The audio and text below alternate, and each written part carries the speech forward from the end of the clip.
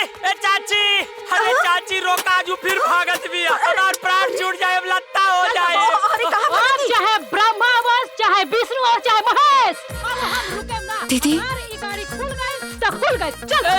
चल चाची रोक लेना तो हमार प्राण छूट जाए। अब चाहे प्राण छूटे चाहे जान छूटे, अरे तारा हम डबल तलाक देम। अब ना कोनो मोह बा ना कोनो माया। अरे दादा, अरे तू ये अपन नाक पकड़ काहे तोड़ले बाड़ी? का भाई? अरे ये चाची रहुआ जानत नहीं कि हमार हस्बैंड हमरा के प्यार न करेला। ओए हस्बैंड, अरे तोहन का 21 साल भइल बियाह भइले, अब ले प्यार भुलाइल बा। अरे चाचा जी रहुआ जानत नहीं कि इनकर प्यार रंग बदल सियार हो गइल बा। ए रिंकू, अरे हमार सच्चा प्यार बा।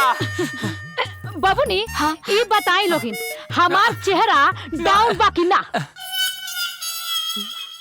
रिंकू भाभी, पहले से हमार चेहरवा के लाइट कम भइल बा कि ना? रिंकू भाभी, रउआ लगता हमारा लगता, बाकी ई मरद के नइखे लागत। मात्र 140 रुपया मांगतानी फेशियल करावे खातिर, बाकी ई कंजूस से उहो नइखे निकलत। हम रुपया ना कर, हम ना जाए दे प्राण प्यारे, हम ना जाए नौटंकी बहुत ना तो लत्ता हो जाए। मैं बन रहा 140 रुपया देत काहे नहीं खेरे? हैं का इनकर सच में चेहरा डाउन लागत बा? अरे एक चेहरा के चमक डाउन होता ते पैसा देत काहे नहीं के? अरे भैया, देत काहे नहीं के? मार के पैसा देवावत जाबा। का करता चल दे। भैया?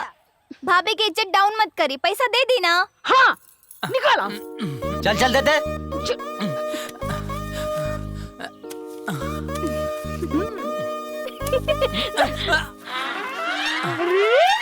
अब तो हम फेशियल कराएब और गोर हो जाए। अब न जाइबू ना? जाएम, अरे भीतरी घर के। चल ए बहनी।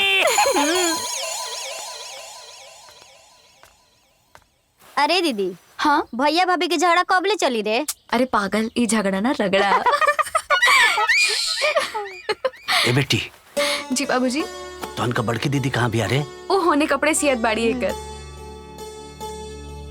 ए बेटी, जब भी हम ओकरा से ना शादी ब्याह के सिलसिले में बात करी ना ता हाँ कर देले। जाके तोहन कुल पूछा से ना कि शादी पसंद बा कि ना? ए बाबूजी, अगर हमने पूछी सा आउ मना कर देस तो? अरे ऐसे कैसे मना कर दी? पूछे के स्टाइल बदले के पड़ी ना। ऊ कैसे? ऊ ऐसे। अरे का भइल? ए हमरो के लिए चलो।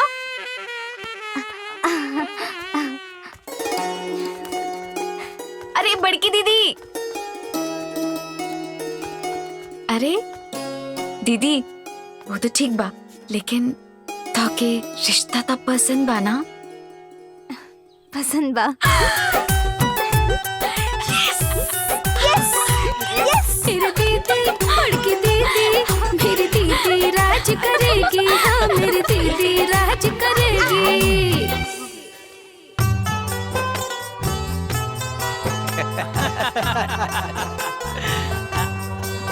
रीतू सपना हाइला तो हम लोगन के फीस। कुछ कहा लो, जब मौसा जी आवेला नु तब बड़ा मजा आवेला।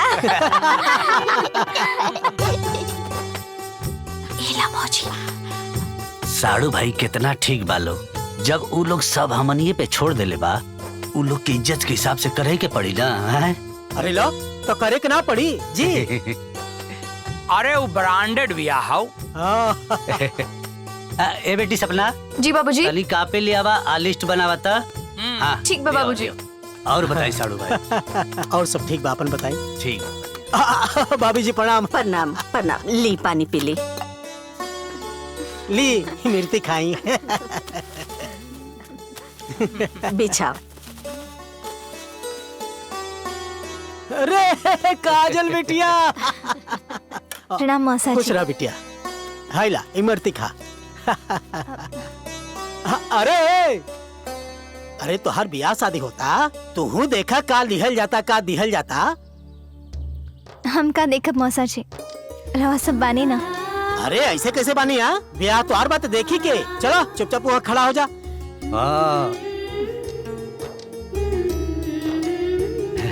हाँ सपना जी बाबूजी। लिखा। बोली। 3 जोड़ी बर्तन, 3 सेट बर्तन, अलमारी मोटा चद्दर वाला, ब्रांडेड ब्रांडेड। अरे वो सब तो बाहर से लिया पड़ी। हाँ तो ठीक बा, मंगा लेब ना। आगे लिखा बेटा। अलमारी, घर भर के कपड़ा, मेंबर के कपड़ा, हो गईल। अब बड़का बक्सा, बड़का बक्सा, सोफा, सोफा सेट, पलंग, अब पूरा गहना। पूरा गहना,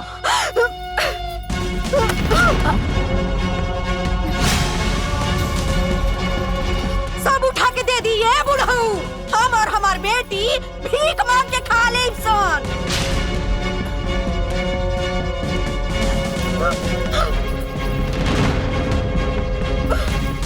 साड़ू भाई हम अभी आवता ने।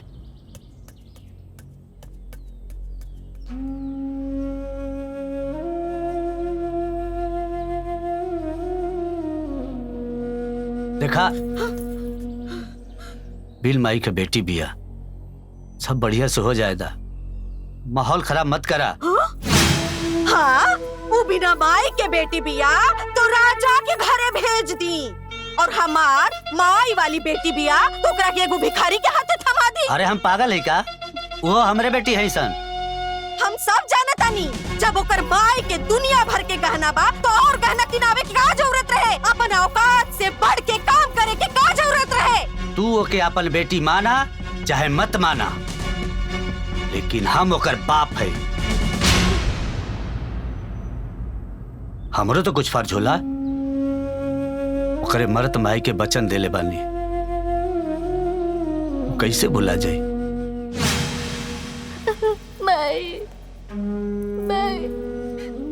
जी हाँ। हमार जीवन के अंतिम घड़ी चला दिया।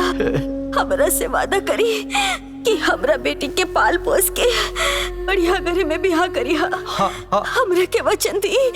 हाँ अब तो के वचन देता नहीं, तो हर वचन खाली ना जाए। हम एकरा पर अपन जान लगा दे। बिटिया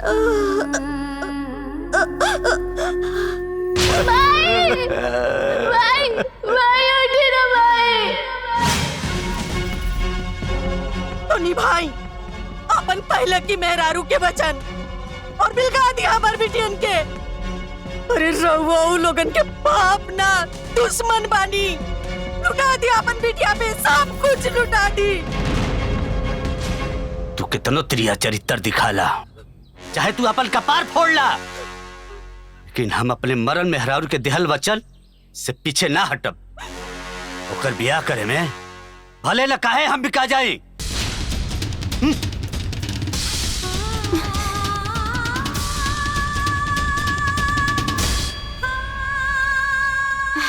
प्रणाम मौसा जी। खुश रहा। प्रणाम मौसा जी। खुश रहा। प्रणाम दादाजी। तू खुश रहा।